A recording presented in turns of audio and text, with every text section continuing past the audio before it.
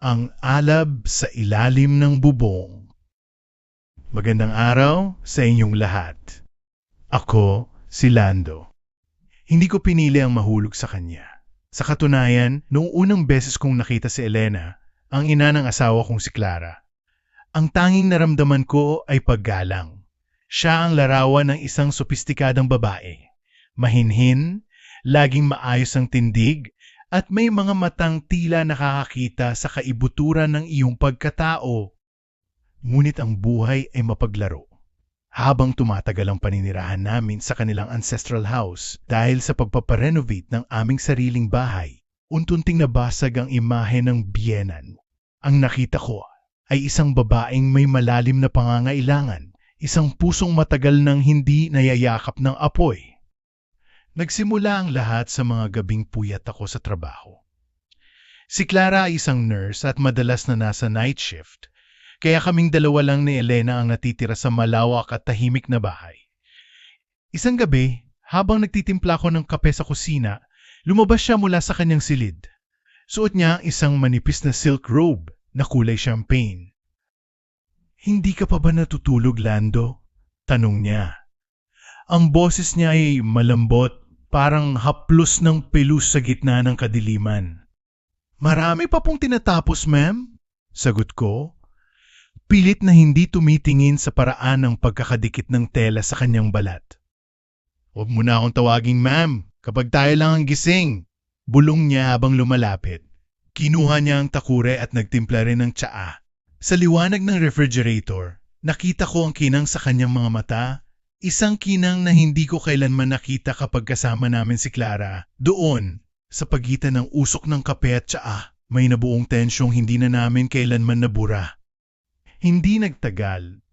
Ang mga simpleng pag-uusap sa kusina ay naging mga sulyap na puno ng kahulugan. Sa tuwing mag-aabot kami ng gamit, ang aming mga daliri ay nananatiling nakadikit ng mas matagal kaysa sa nararapat. Ang bawat pagdampi ay parang kuryenteng gumuguhit sa aking kalamnan. Dumating ang hapon na hindi na namin nakayanan ng pagpapanggap. Umulan ng malakas at si Clara ay nasa ospital pa rin. Tinutulungan ko si Elena na ayusin ang mga kurtina sa itaas nang bigla siyang matisod. Nasalo ko siya. Sa halip na lumayo, hinayaan niya ang kanyang sarili na sumandal sa aking dibdib. Malito, bulong niya. Pero ang kanyang mga kamay ay nakakapit na sa aking batok. "Alam ko," sagot ko, bago ko tuluyang nilunod ang aking sarili sa kanyang mga labi. Sa loob ng silid na yon, nawala ang lahat ng label. Hindi ko siya biyenan at hindi niya ako manugang. Kami ay dalawang kaluluwang naghahanap ng init sa gitna ng malamig na katotohanan. Ang aming ugnayan ay naging isang sining ng pagtatago. Sa umaga, ako ang huwarang asawa ni Clara. Sa gabi o sa mga oras na abala ang lahat, ako ang lalaking nagbibigay buhay sa mga pangarap ni Elena. Ang bawat haplos niya ay may dalang karanasang hindi kayang pantayan ng kabataan. Meron siyang paraan ng paghawak na tila ba bawat bahagi ng aking katawan ay isang mahalagang kayamanan. Habang tumatagal, ang tamis ay nagsisimulang mahaluan ng pait ng konsensya. Sa tuwing yayakapin ako ni Clara, nararamdaman ko ang amoy ni Elena sa aking sariling balat. Sa pagkainan, habang nagkukwento si Clara tungkol sa kanyang araw, nagtatagpo ang mga mata namin ni Elena sa ilalim ng mesa. Ang aming mga binti ay nagkikiskisan sa paraang walang nakakaalam. "Salamat, Lando, sa pag-aalaga kay Mama habang wala ako," sabi ni Clara isang gabi habang nakatingin sa aming dalawa. Naramdaman ko ang panlalamig ng aking mga kamay. Tumingin ako kay Elena. Ngumiti siya. Isang ngiting mapang-akit ngunit puno ng lungkot. Alam naming dalawa na ang apoy na ito ay hindi magtatagal nang hindi sinusunog ang buong bahay. Ako si Lando.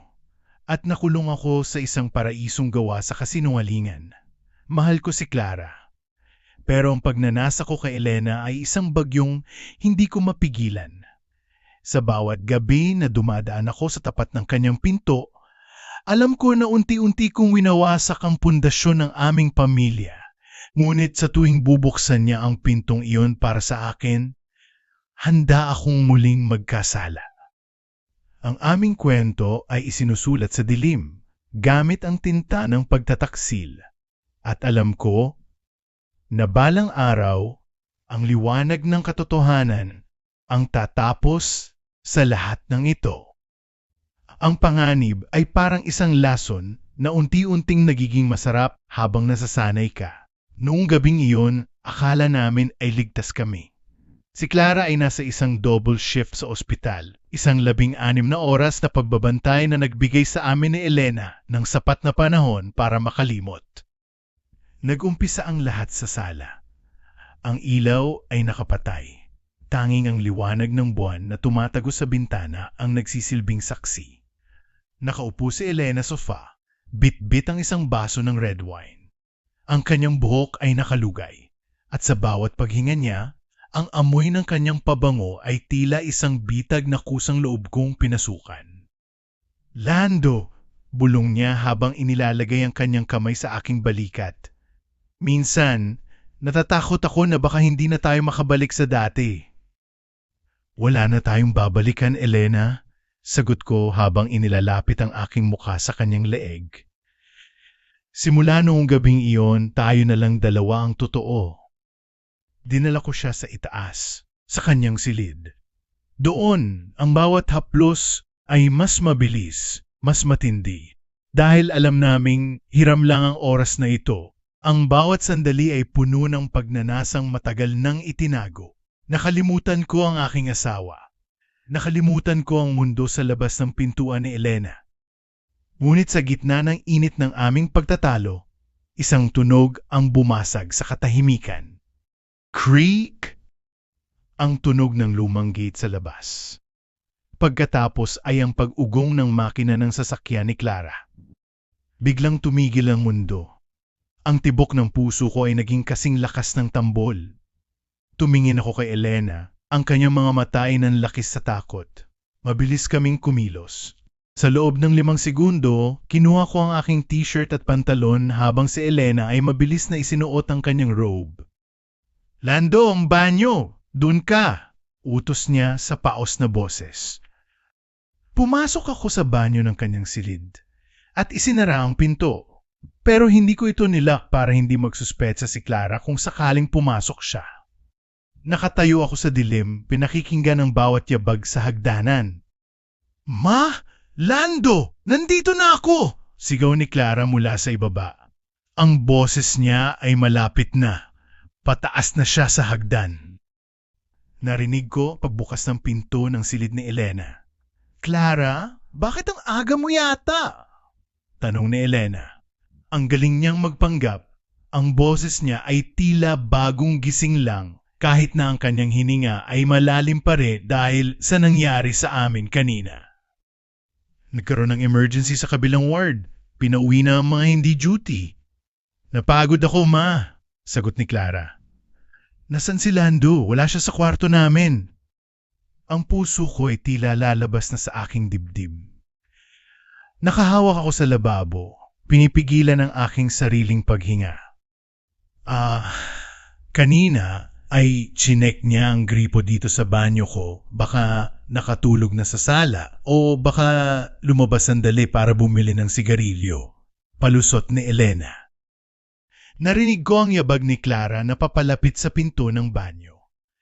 Ang liwanag mula sa silid ay tumatagos sa siwang ng pinto. Hinawakan ni Clara ang doorknob. Sa sandaling iyon, parang huminto ang pag-inog ng mundo. Kung bubuksan niya ang pinto, makikita niya akong pawis na pawis, magulo ang buhok, at halatang galing sa isang bawal na gawain. "Ma, bakit amoy panlalaking pabango dito?" tanong ni Clara. Baka yung scent na ginamit ni Lando sa pag-aayos ng gripo kanina." Mabilis na sagot ni Elena. "Halika na, Clara. Magpahinga ka na sa kwarto nyo. Ipagtitimpla kita ng gatas." Narinig ko ang untunting paglayo ng kanilang mga yabag. Nang masiguro kong nasa kusina na sila sa ibaba, dahan-dahan akong lumabas ng banyo. Mabilis akong tumalon sa bintana ng kwarto ni Elena patungo sa bubong ng garahe at dahan-dahang bumaba sa garden. Pumasok ako sa main door na tila baka kauwi ko lang galing sa labas. "Oh, Clara, nandyan ka na pala?" Bati ko habang nagpapahid ng kunwaring pawis.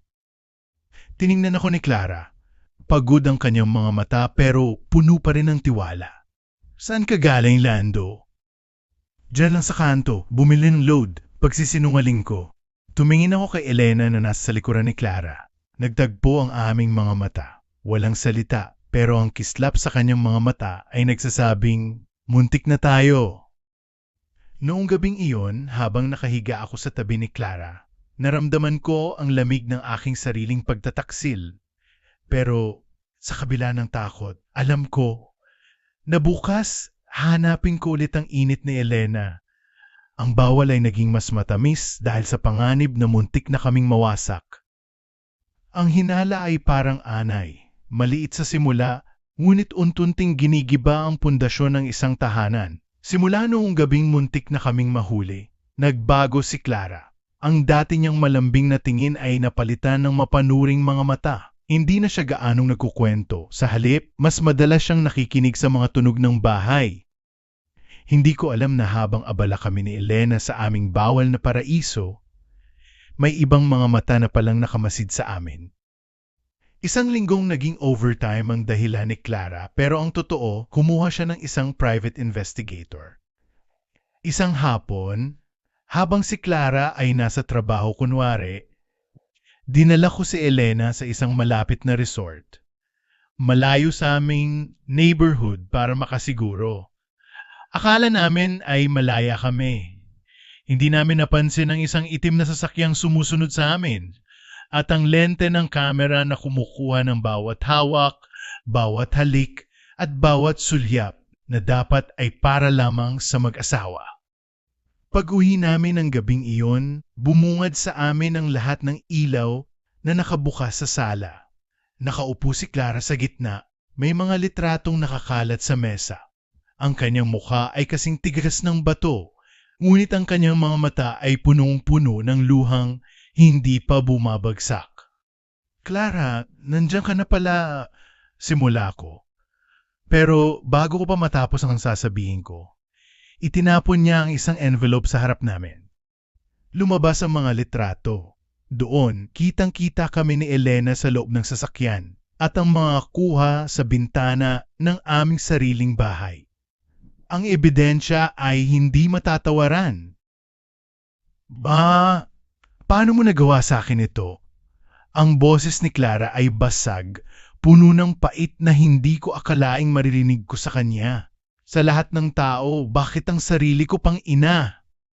Hindi nakapagsalita si Elena. Ang kanyang dating otoridad at ganda ay tila natunaw sa harap ng sakit na idinulot niya sa kanyang anak. Yumuko siya, hindi makatingin ng diretsyo. "Clara, patawarin mo ako. Hindi ko sinasadya." "Huwag mong sasabihing hindi mo sinasadya," sigaw ni Clara. "Pinasok mo ang asawa ko sa sarili mong kama. Binaboy niyo ang tiwala ko sa ilalim ng bubong na ito." Tumayo si Clara at itinuro ang pinto. "Ma, ayoko na kitang makita. Kunin mo ang lahat ng gamit mo. Umalis ka sa bahay na ito at wag na wag kang magpapakita sa akin kahit kailan. Patay ka na sa buhay ko." Parang isang panaginip ang mga sumunod na sandali. Nakita kong nag-impake si Elena, ang babaeng inakala kong mundo ko, na ngayon ay tila isang estranghero na lamang. Walang likod siyang lumabas ng gate. Dala ang kanyang mga maleta at ang bigat ng kanyang kasalanan.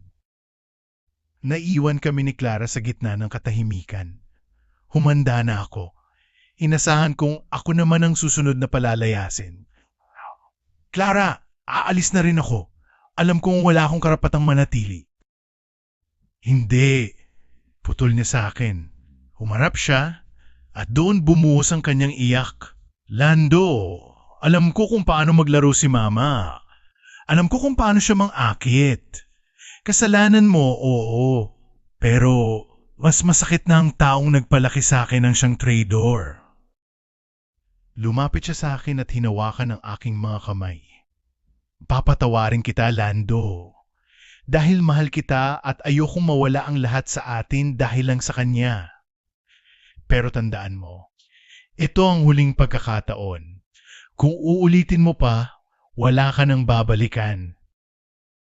Niyakap ko si Clara ng mahigpit.